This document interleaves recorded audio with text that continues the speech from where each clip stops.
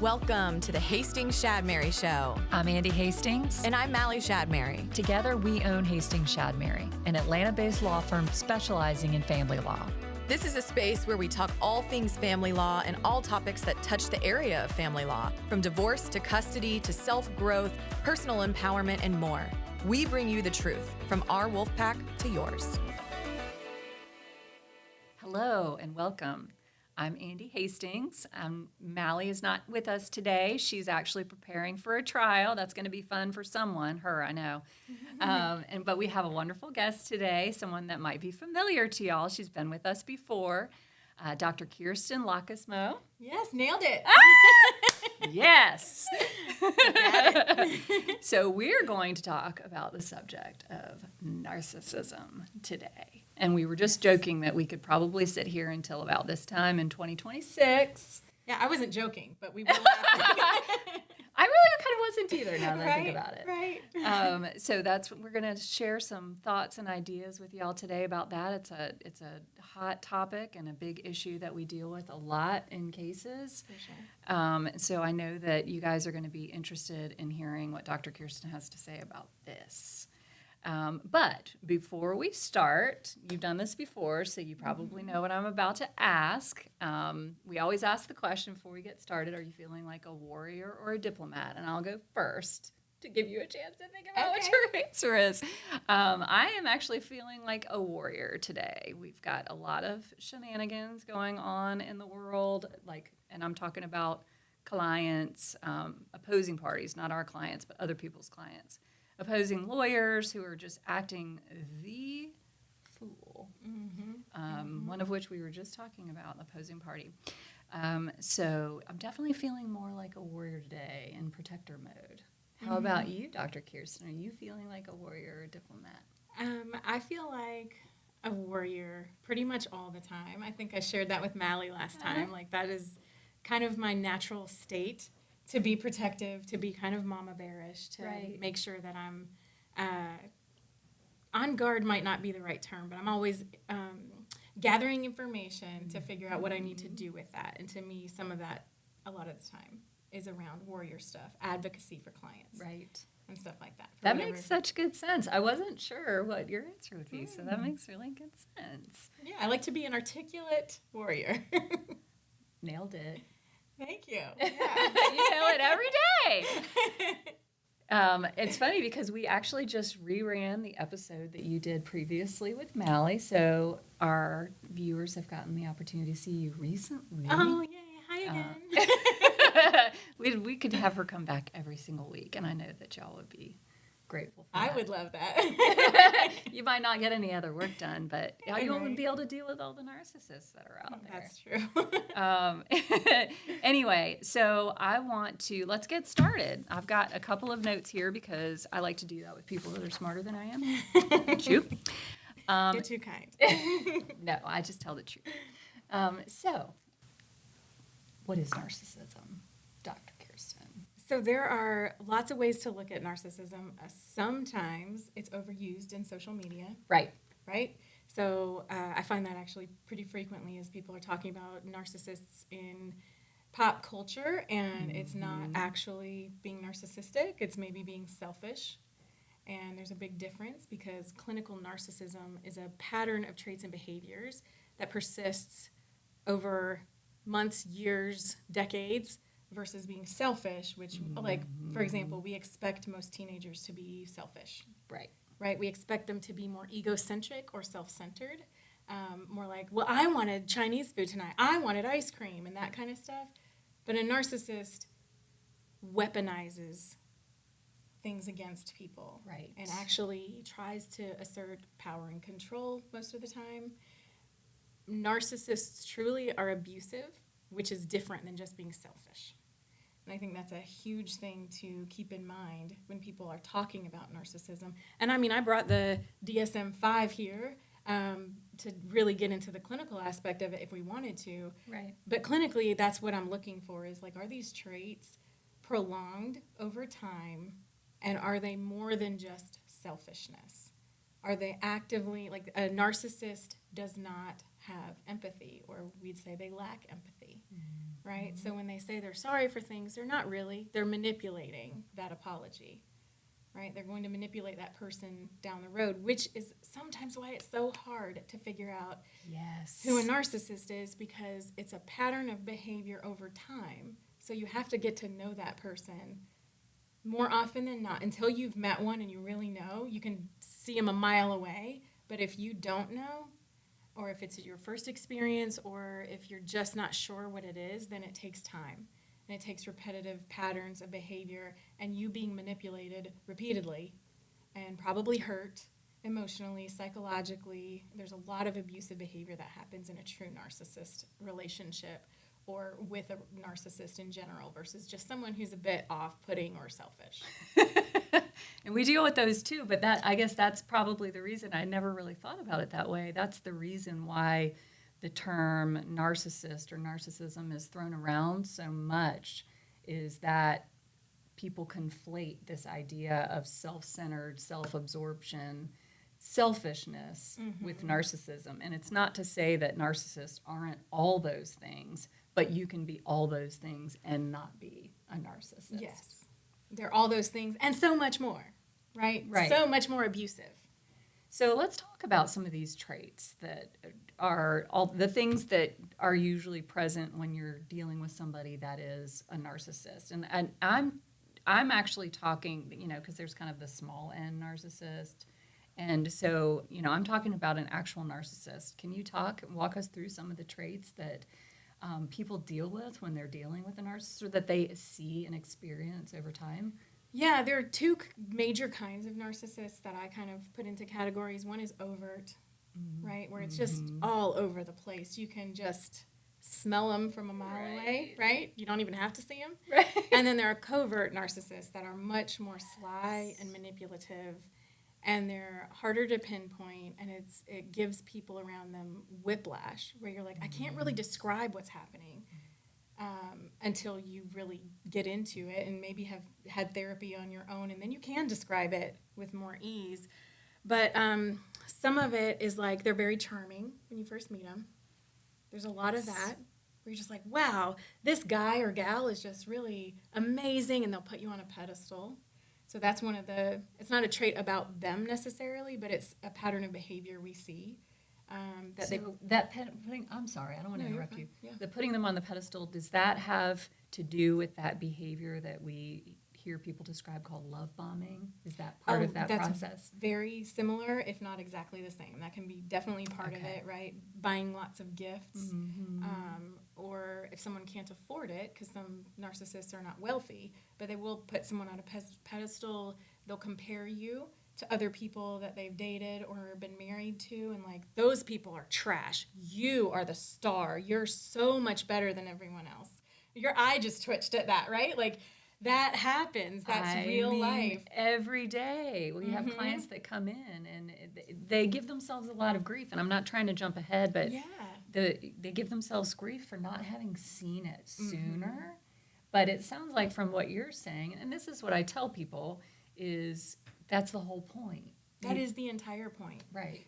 They're predatory and they're opportunistic. That is also different than just being selfish. Right. Right? And sometimes when, like, their prey is empathetic to a fault, most of the time, we might describe them as codependent or have codependent type traits. Right. Right? Which means that a lot of times what we see clinically is that pattern of behavior that I'm responsible for other people's feelings. And when we are responsible for other people's feelings and we put that responsibility on ourselves, it is super easy for a narcissist to do it to us, because we already believe that's our role. Right. And then that person, that narcissist, is never happy. We can never do enough. It's like you're always chasing the carrot that you're never going to catch. You are. I call it a moving target. If they're like, well, I wanted steak cooked like this, you cook it just like that. They're like, well, I didn't even want steak. I wanted chicken. So we're on to the next thing already. And then we're on to the next thing, and we're on to the next thing. I want you to lose weight. You'd lose that weight. Well, you still have a big nose. Like, there's nothing you can do that's going to be good enough to satisfy a narcissist. Gosh, I hope all of our clients are watching this, because one of the things that I feel like they struggle with is, and we'll get to it, it's that they ask for steak, you give them steak. They're like, no, I actually wanted chicken, which that's its own thing. But I feel like they feel like people will not believe them.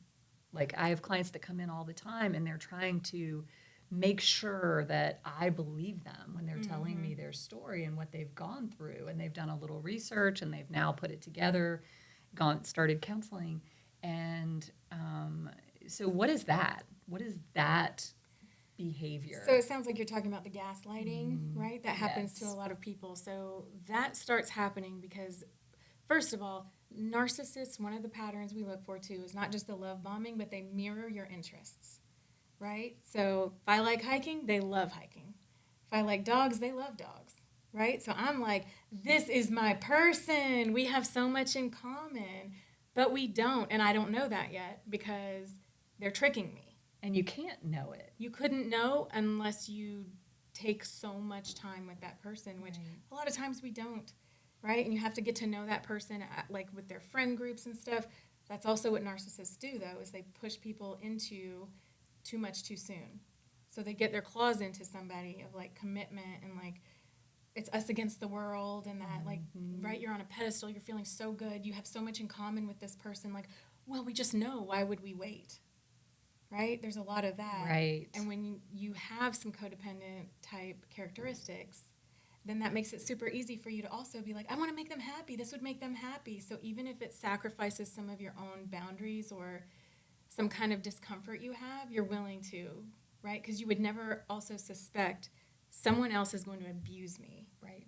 Right. You think the best in people. Right. And that is part of the problem when you are prey and you think the best of your predator. They're coming to eat you alive, and you just don't know, right? You have no idea you're supposed to be protecting yourself.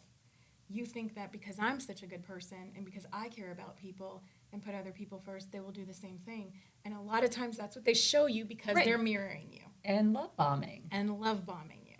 And it's funny because I've seen, and I just want to understand if this is a thing, it seems like they get that whole where they move in really fast and they're doing all the love bombing and they're saying we don't need more information and all that stuff. When you know, and that kind of thing. And then when things start to go sideways and the curtain gets pulled back and the prey starts to see who they're really dealing with, then it's almost like they're getting conditioned to constantly chasing after that person they originally knew, and that the way that they spoke to them and how they felt about them. Yes. And so it's just, I guess that's just part of the process of getting manipulated and indoctrinated by a narcissist. And they will sprinkle that hope throughout. They will take you to nice fancy dinners. They will buy you the nice purse. They will treat you with respect, just enough crumbs to keep you hopeful. They're like, there he is. That's the glimpse of the person I love and adore. And then you get hopeful, so you stay sometimes for years longer because you're like, I remember that, and you cling on to that. And also we have to remember people are still trying to live life. It's not like all they have to do is deal with this narcissist and their behavior. They still have to go to work. They still have to talk to their friends if they still can, and they're not totally socially isolated. They still have to take their kids to school and drop them off and smile with the other moms and dads and like everything's fine, right? Because if you're also trying to keep a relationship going and a commitment that you made, you want to honor, you're not going to just tell everybody your business about what's going on behind closed doors. And narcissists bank on that. They bank on it. They thrive in secrecy. And also, frankly, some of it's so unbelievable and humiliating that why are you going to want to tell? You're not going to want to tell people how they treat you behind closed doors. They're such a great person to everybody else. And they tell people that behind closed doors. No one would. Who would believe you? Name one person you think would believe you, right? And they've already isolated that person, the victim, from a lot of friends and family and like put bad things in their head and like so-and-so told me this and that. And this is over time, right? It's not like all at once, or it would be easy to be like, to identify you're it. full of shit, right? But that's not what happens because they keep stringing you along with little morsels of what you really want. And you've shared it with them because you're kind of typical as a person that you're vulnerable. they use those vulnerabilities against you to continue to manipulate you into staying in the relationship, no matter what it is, whether it's your faith. I thought you were a Christian. I thought you were such a good woman. I thought you were a great man, and you would just dare to leave our family like this? I literally heard that in court a week and a half ago. Yeah. Like almost word for word from the other side. I believe you 100%. And with that kind of guilt and shame that people carry, because like, yeah, I am a good person. I did make this commitment. And how do I break this commitment that I made in front of family, friends, my faith? Like, what does all that mean? And it takes a lot for someone who's also potentially codependent to try to get out of that kind of thing. It's so difficult. And the shame, you asked me something about guilt and shame, I think, earlier, and I think that is so important to address, because what a narcissist behavior tells us about them is only about them. It doesn't tell us about the victim, right? And so sometimes when we take on other people's emotions as our own responsibility and their behavior as our own responsibility, it's a natural translation, which is the perfect storm for a narcissist.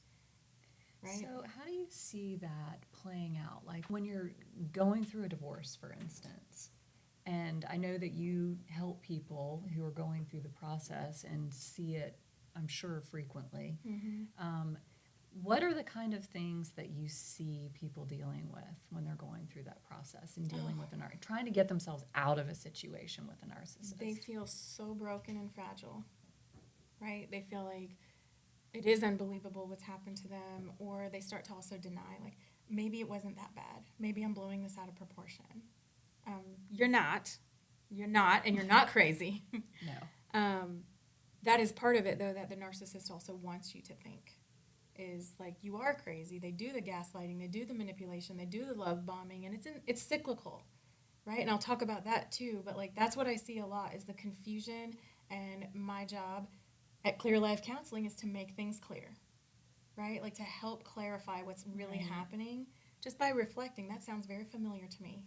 That sounds like patterns we see with narcissists. That sounds like patterns we see with people who have issues with codependency. And how do I help that person to stop being codependent and stop I don't want to upset him or her.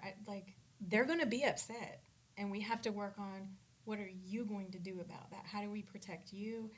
I even talk to people sometimes about, well, maybe we can use something like our family wizard or some other way to protect yourself as much as possible. To create a little bit of a boundary. Yes, some distance and some buffer. Right. Right? Especially if you share children, you're going to have contact with each other. Mm-hmm. But we can talk more about the parallel parenting versus co-parenting. Right. Right? Because you're not going to have that healthy relationship. You're not going to go from being with a narcissist and trying to parent with them and trying to have a marriage with them to like, oh, everything's fine in our co-parenting relationship. They are who they are. They don't really change. So how do we help somebody to psychologically become stronger, to gain what I would call more ego strength, right? To feel like I can handle the backlash and really be able to handle it, because there will be backlash. Right? And trying to help people walk through what's predictable and what's not. I can't predict every single thing, but clearly I can predict some things, or I wouldn't be able to say things verbatim that you've heard. Exactly. Right? They're not very different from each other. I know. I tell people they're not original. They're not. I always say that. They're not creative. We're not dealing with creatives here. We're dealing with really boring people who all have read the same book. So fascinating. And something that you touched on, I have so many things that you've touched on that I'm dying to ask you about. But hit me, girl. I mean, I'm coming. I love this topic because so many people that we help deal with it. And, the whole process of gaslighting, like, what's an example of that? What's an example of gaslighting? Even just lying about the legal process. Mm-hmm. You'll never get these kids from me. The judge is going to see you and take away all your rights. You're a piece of garbage parent. Mm-hmm. That's not really true. Mm-mm. More often than not, it's complete fear-mongering. Exactly. Right? And it goes straight towards someone's deepest insecurities as a parent. Of like, that would be my nightmare, losing my children. So if you're threatening me with that, then you're bending my ear already. I'm like, what do you want so that doesn't happen to me? It's one of the ways that they keep them in the relationship longer. Mm-hmm. Yep, or just terrorize them during the process of divorce as well, right? Gaslighting, I mean, it is it goes from simple things to like, I didn't put that spoon on the counter. Well, I just saw you do it. No, I didn't do that. Where it's just like, pardon the language, but it's kind of a mind fuck of like, I just watched you put the spoon there. Right. Like, no, I didn't. You're seeing things, right? And then that can go into much bigger parts of life. Like, I never told you to enroll the kids in that school. I never said that you should buy that car. And that goes into some plausible deniability too, where they use a lot of subtext to communicate with people.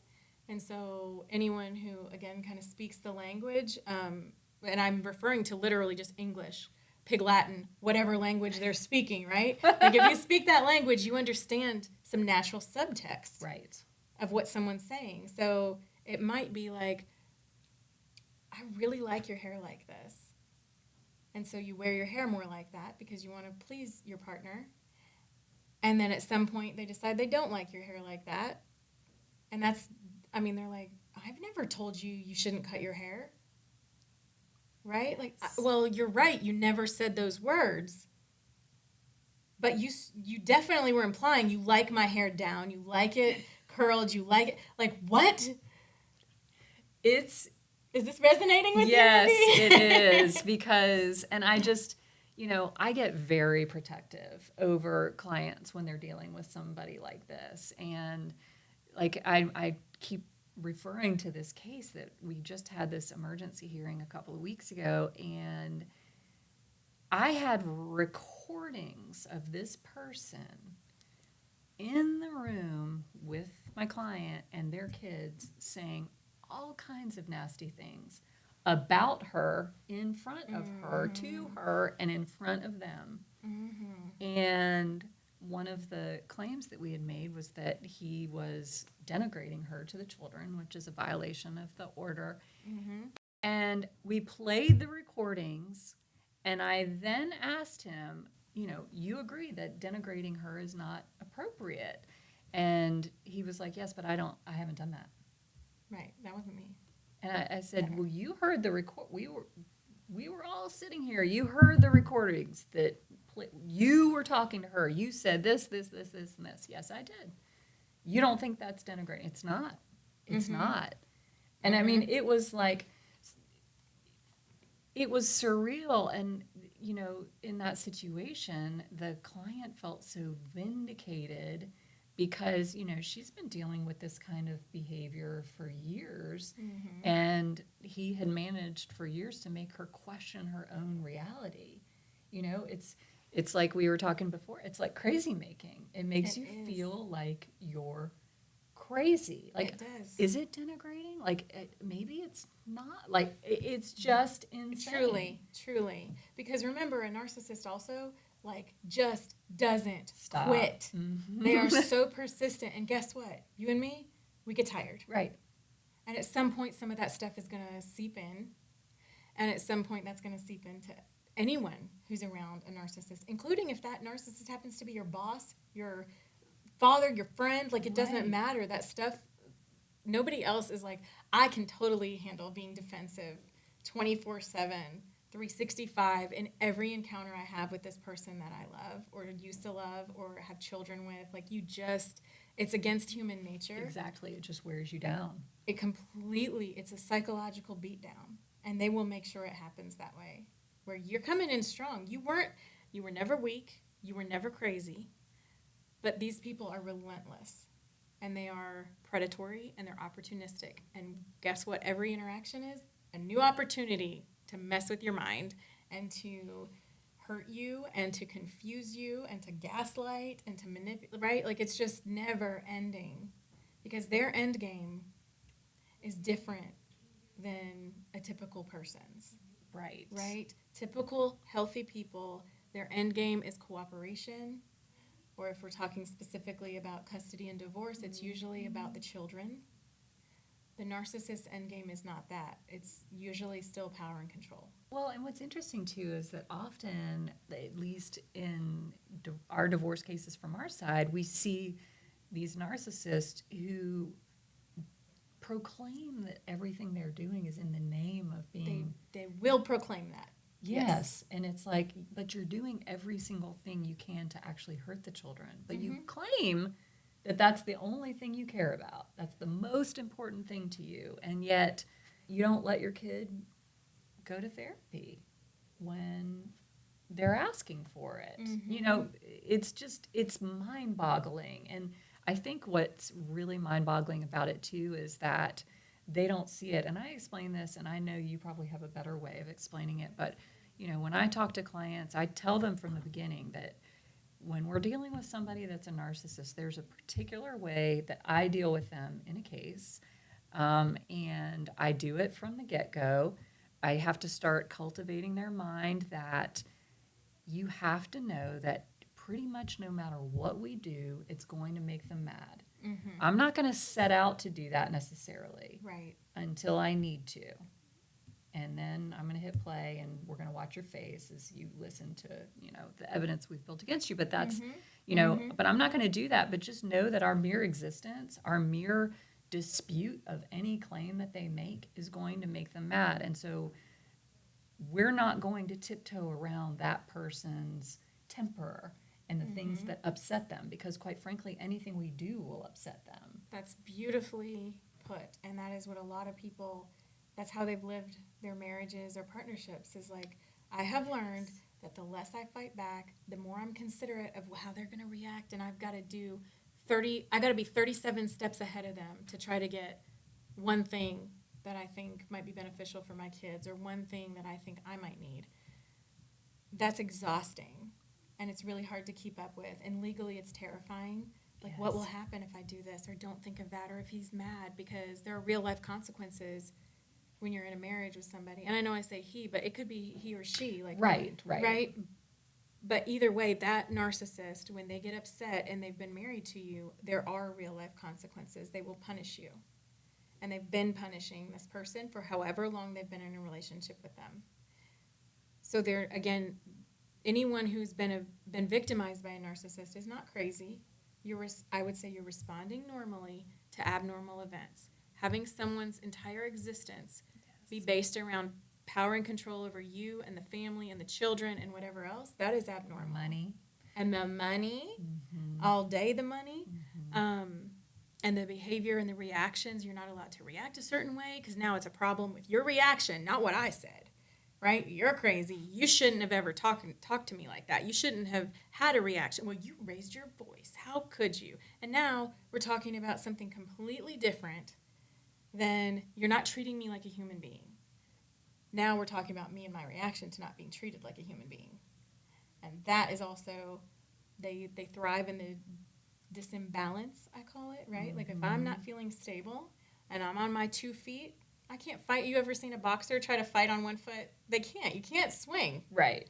And so you can't maintain any kind of level playing field when they're constantly like bobbing and weaving. Right. And they're like knocking you like a cat, hitting you in the head where you're disoriented, you're confused. You're like, wait, I'm trying to talk to you about this one thing. Like, please put your shoes away. I'm having to, like, it's just a simple thing, right?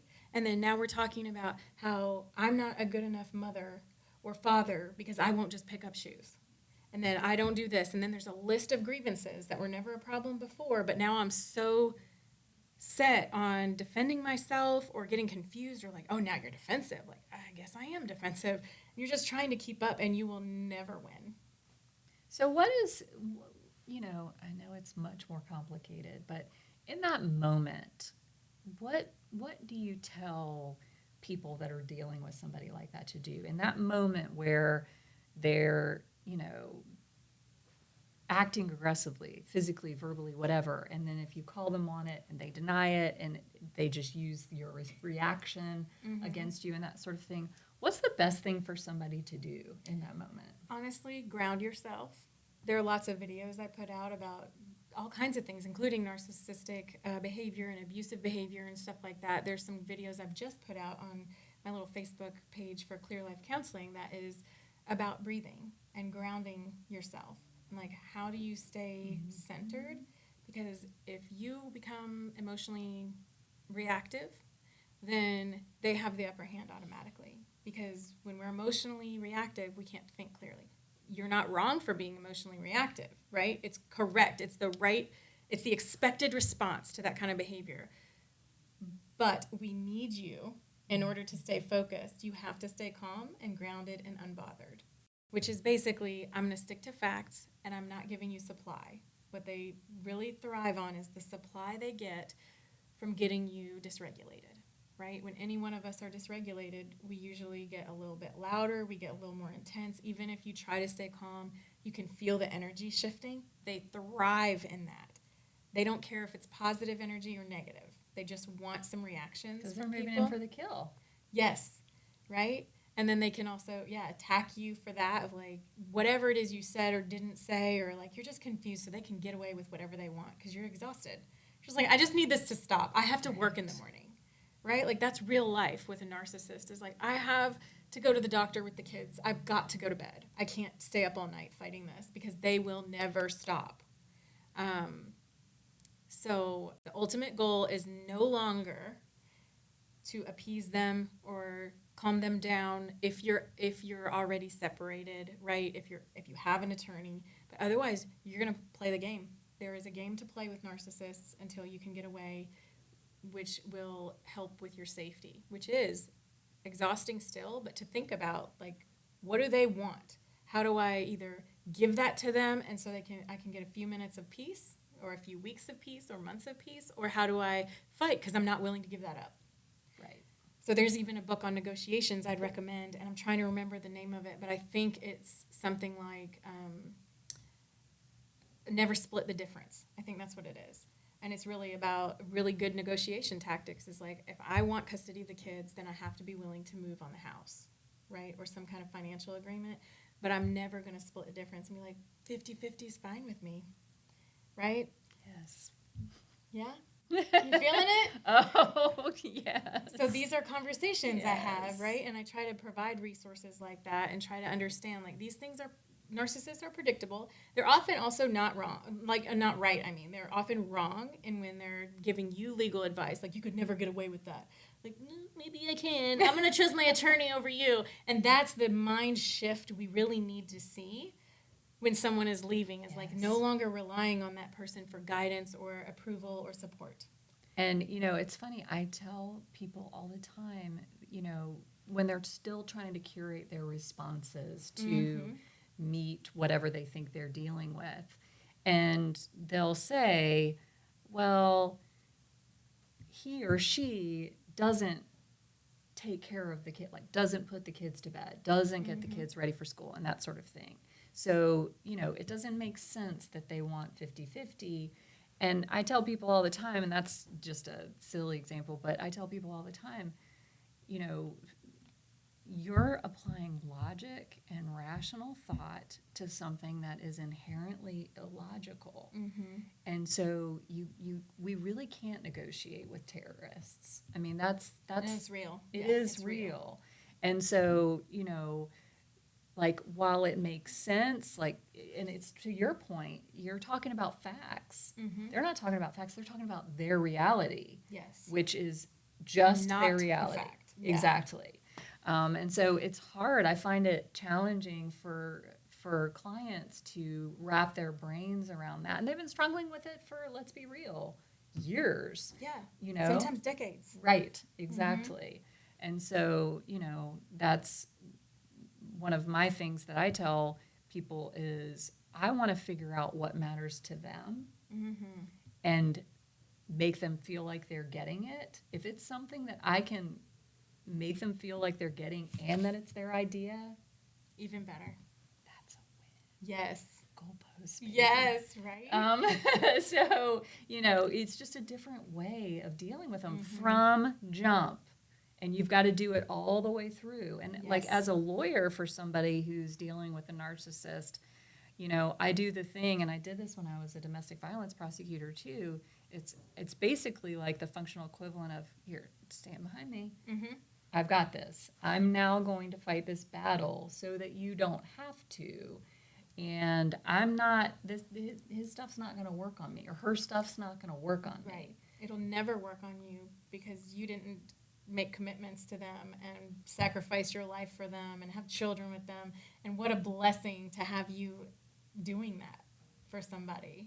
Well, I feel like it helps them start to see things more clearly too, when there's a 100%. literal buffer Yes. between them and that behavior. Mm-hmm. So, that makes me feel better that that's not the wrong thing. I think that's a great thing. I would imagine it also makes people feel more empowered because when they start to see what it really is, then they can get their power back because it's not as scary.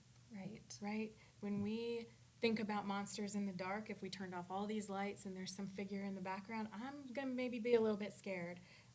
Or a tall man that I don't know, I'm like, oh, God. But if I have a flashlight, guess what? I can see. It's just a shadow. Right? And with you standing there, that's the flashlight that some people need, is like, oh, he's not as powerful as he led me to believe, or she's not as powerful as she led me to believe. Like, people do see through a narcissist where you might not have had anyone on your side, so to speak, or to believe you for years or decades, right? These aren't month-long relationships because then you're not as impacted in the first place. You're probably terrible prey, which good for you. You probably, right? Like, Right. You don't have the same kinds of things, characteristics that might attract and maintain relationship with a narcissist, which is also something we want to work on in counseling, is like, how do we unlearn some of these behaviors and really learn as soon as possible that you are not responsible for someone else's feelings ever. And your children need to learn that as well, sooner rather than later, right? But I think it's a beautiful thing to have somebody say, hey, this won't work on me. He has no power here. The power he has is the same power you have. You're on equal footing in the eyes of the law, or she has, right? Like, any of that is so powerful because in the relationship, you can bet that that person had little to no power. Right. And that has been my instinct. So it actually makes me feel so much better. Good job. I'm proud of you. Yes. I feel like I'm winning. You are. Yeah. So so you were talking about isolation. And one thing that I find really interesting is that, isolating, as we know, is a common tactic for our abusers. Mm-hmm. And so a lot of times people get separated from their family members, their close friends, the people that might see that person, Yep. see their behavior, and be able to call it out to the person that's suffering at the hands of it. But something that I find very consistently, and I'm curious if you see this as well, is that, and they believe the hype. Well, nobody's ever going to believe you. Your mom loves me. Your dad loves me. Mm-hmm. Your family loves me. Like, everybody loves me. Yep. And then when they finally start to push out of it, the person who's suffering from it, and they tell their family members, they tell their mom, they tell their dad, and they're like, I'm so glad that you finally see it. Like, it's like the people around them can see it. Mm-hmm. They also don't know how to approach their loved one. For sure. And I find that so fascinating. I don't know I guess it's just part of that mental barrier that narcissists, it's almost like a force field that they create around their prey, so to speak. And it's just interesting to me. I see it frequently, is that oftentimes when they feel strong enough to say something to other people, they discover other people have actually seen it for a while. Because, like you said, they didn't make commitments to them. They're not tied to them financially. They don't have children with them. And so, like, I can see it. The people that surround them can see it too. Right. So, one of the things that we say in our cases, and we've talked about this on several podcasts, is, especially when you're dealing with a narcissist, is to get into counseling, build your support network back, because more than likely you have been separated from that to some extent. Even on your own, sometimes people will start separating themselves because of the humiliation factor. Yes. Right? Like, I see other people in happy relationships and married and living life, and they're posting on Facebook. And so you do the same things. You post on Facebook. You look like you might be living a happy life. And then there's that, like, how do I possibly tell people this isn't real? All that's fake. Right? And also the narcissist has been in your head for whatever they're saying that cuts you to your core about what that's going to look like, and you're going to live without me, and you could never survive, and all that kind of stuff. And they believe it. They over time.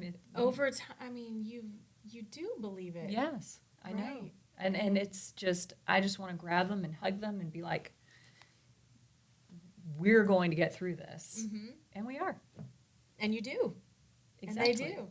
And that's something I like to share with people too, is like, I know this seems, because you're like this, it's all right here, so all you can see is the shit. Right. Like, trust me that I'm on the outside and it's only just right here. Right.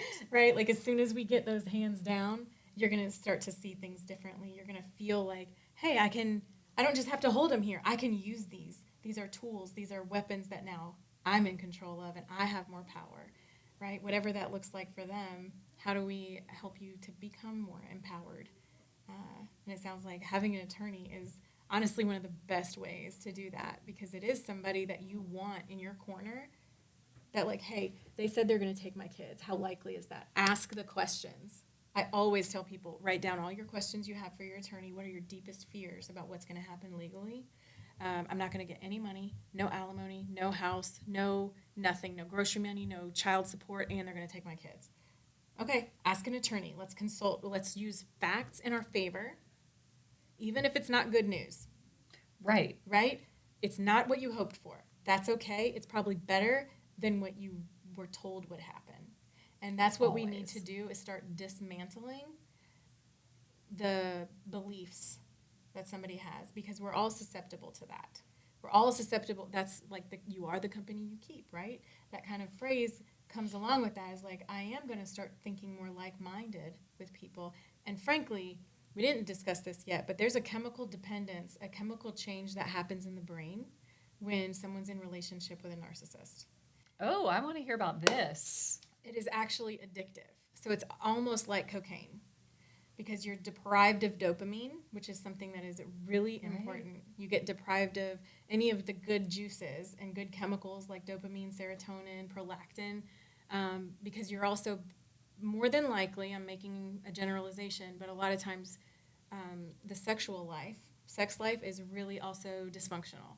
So you may not ever get touched until somebody's ready to have sex with you, whether you want to or not, right? So there's a lot of coercive type behaviors that happen anyway, that I think that's really important to just put out here as well. That is nothing to be ashamed of.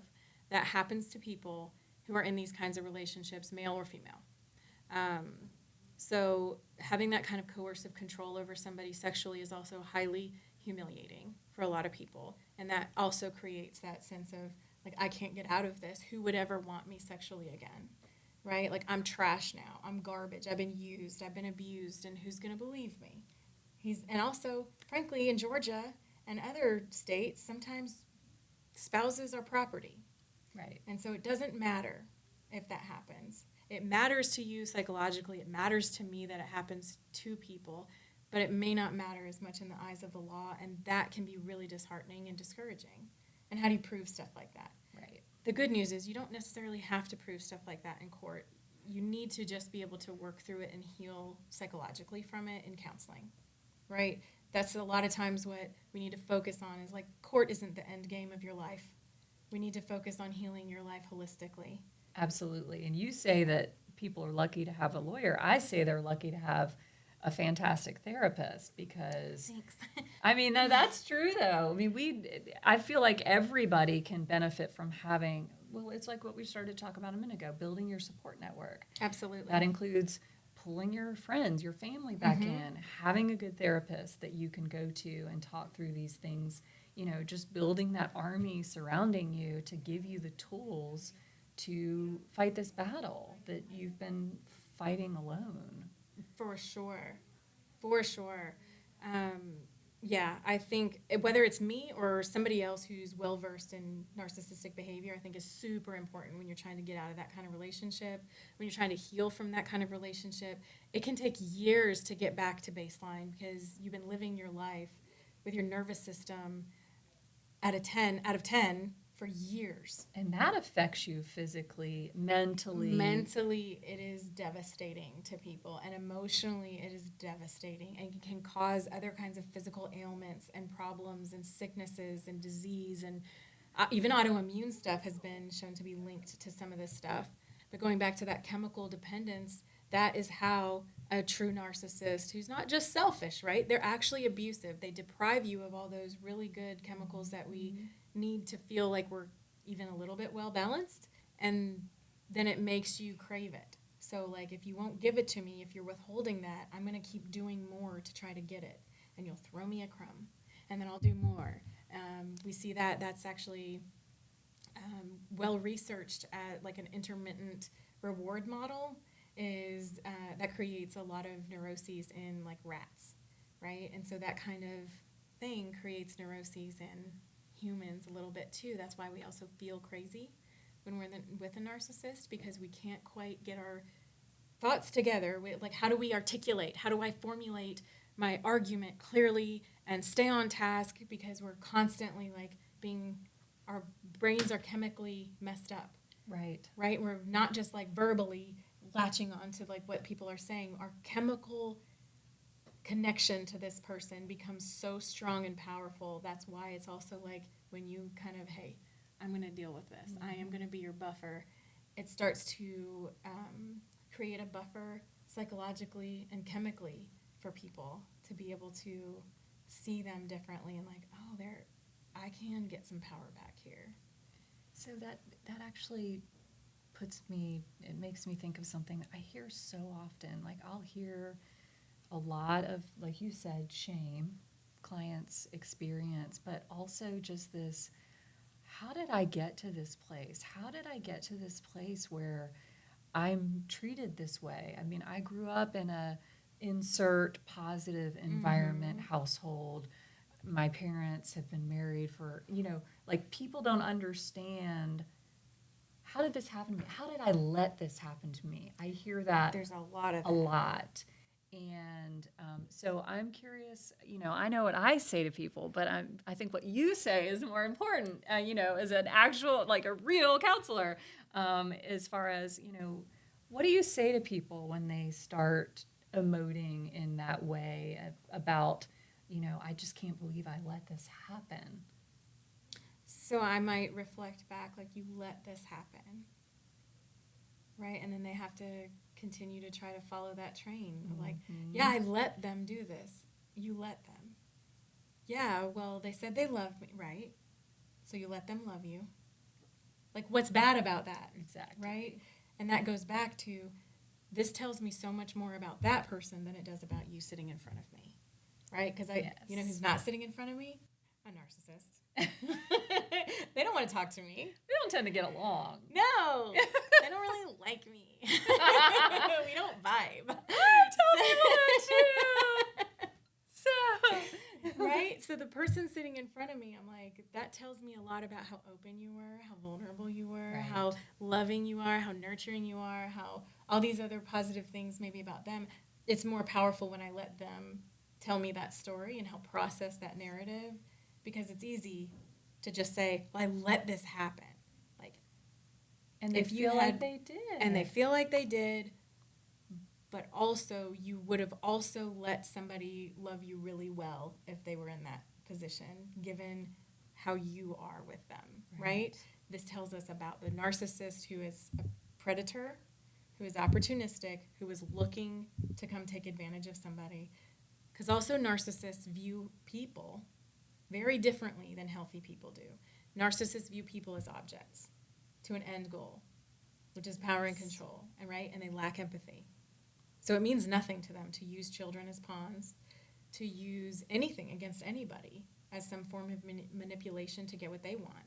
And that includes a lot of times in their professional worlds, their personal worlds, right? And they oftentimes have that worldview that everyone else is doing the same thing, so there's nothing wrong with this, right? It's fascinating. It's just fascinating. And, it's funny because it's like we were talking about earlier. They are not creative. No. It's like, I hate to, it sounds very stereotypical, and I hate to stereotype, but they do come from somewhere, is they do the same things. They're Yes. as one another. Right. But they think that they're the smartest person in the room. Nobody is as smart as they are. Certainly not the person that is the object of their, right. prey drive or whatever you want to call it. And so nothing you say is going to counteract anything that they say, and it can't be valid. And forget about facts, and none of that matters, because at the end of the day, they're the smartest one. Yep. And they're literally like reading from the same book. Yes. Which They really is are. just fascinating to me. And that's how, like, me as a lawyer, I know how to deal with them. And I think clients find comfort in that. And one of the reasons I know how to deal with them is because they're not original. No. So it's just... No, and when somebody starts to, I've worked with multiple people who have had to work through custody battles and hearings and stuff like that with narcissists.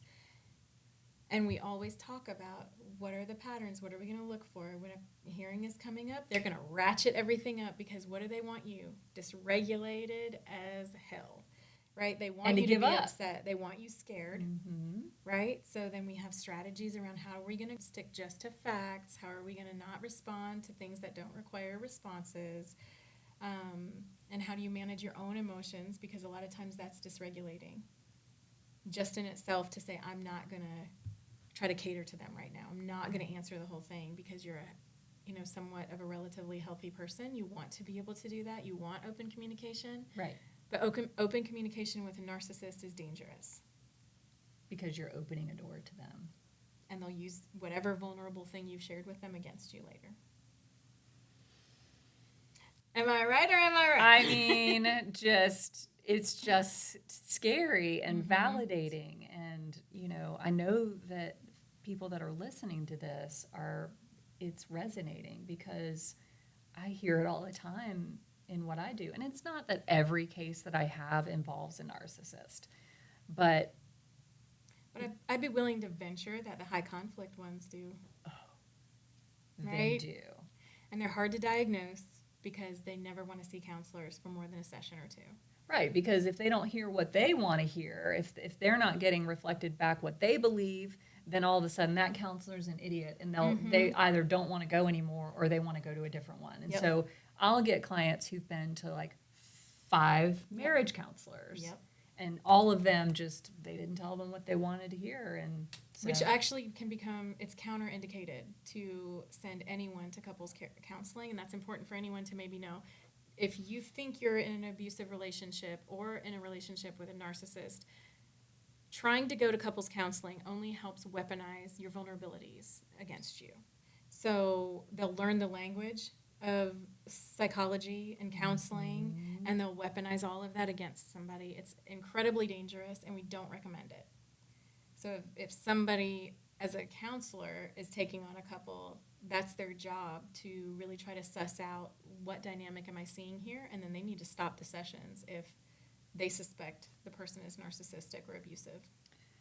That's so interesting too, because my former life, I was a domestic violence prosecutor, and I would hear that a lot. I hear it in these cases too, but I heard it a lot in domestic violence cases where they would insist that, either the victim needed therapy or they had to go together.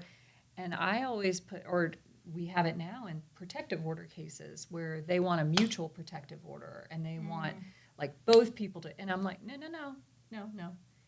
So you are the abusive one. We don't have to go to counseling with you to address a problem that we don't have. Right. The problem is you, and you need to get help for that if you even care to, which, They don't. Right, because there's nothing wrong with them. Yeah, it doesn't serve them, and they're all about serving their own best interests. So, I say that all the time. yeah, you're feeling so validated today. I do.